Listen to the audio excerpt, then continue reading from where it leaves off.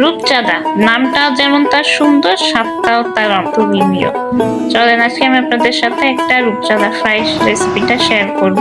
রূপচাঁদা আমাদের সচরাচর সবসময় খাওয়া হয় না, স্পেশাল ওকেশন ছাড়া।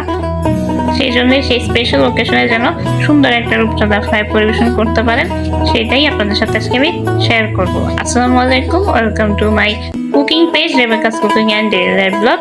শুরু করছি আমাদের রেসিপিটা। এখানে আমি দুইটা রূপচাঁদা নিয়েছি। রূপচাঁদাগুলো সুন্দর করে কেটে পরিষ্কার করে নিয়ে এখান থেকে পেটের মাঝখান থেকে এভাবে একটু ফেলে দিবেন, যেন যে মশলাটা আমরা তৈরি করবো এই মশলাটা যেন মাছের ভিতরেও ঢুকে যায়, তাহলে মাছটা ভিতরেও স্বাদটা যাবে। এভাবে দুই পাশ সুন্দর করে কেটে নিবেন।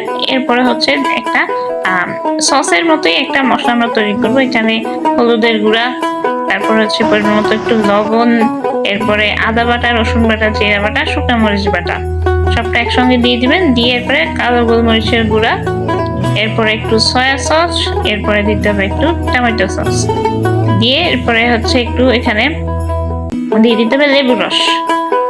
লেবুর রসটা সুন্দর করে দিয়ে নিয়ে এটাকে সুন্দর করে মিক্স করে নিতে হবে। এটাকে খুব ভালোভাবে মিক্স করে নিবেন। এটা একটা সুন্দর একটা সসের মতো তৈরি হয়ে যাবে আমাদের।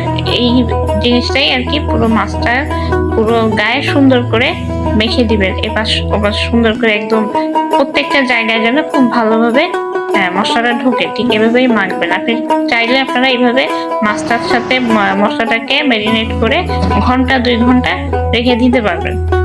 যখন এটা সম্পূর্ণ মাখানো হয়ে যাবে, এর উপর থেকে আপনি মাছের গায়ে একটু কর্নফ্লাওয়ার লাগিয়ে দিতে হবে। যেহেতু এটা আমরা ফ্রাই করবো, সেখানে আমাদের একটু কর্নফ্লাওয়ার প্রয়োজন হবে। এটাও ঠিক মশলার সাথেই এপাশ ওপাশ খুব সুন্দর করে মেখে নিবেন।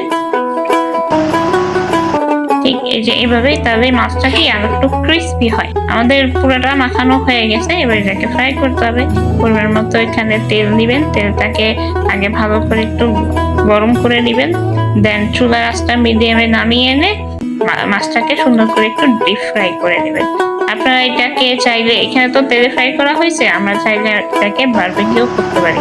তখন এটাকে আপনারা খুব অনায়াসে বলতে পারবেন রূপচাঁদা বারবিকিউ। এটা ফ্রাইটাও যতটা টেস্ট, বারবিকিউ করলেও এর টেস্টটা এর থেকে আরো দ্বিগুণ হবে। তো এখানে দেখতেই পাচ্ছেন খুব সুন্দর করে এপাশ ওপাশ করে এটাকে ফ্রাই করে নেওয়া হয়েছে। এখানে যখন এটা কালারটা চেঞ্জ হয়ে যাবে, ব্যাস হয়ে গেল।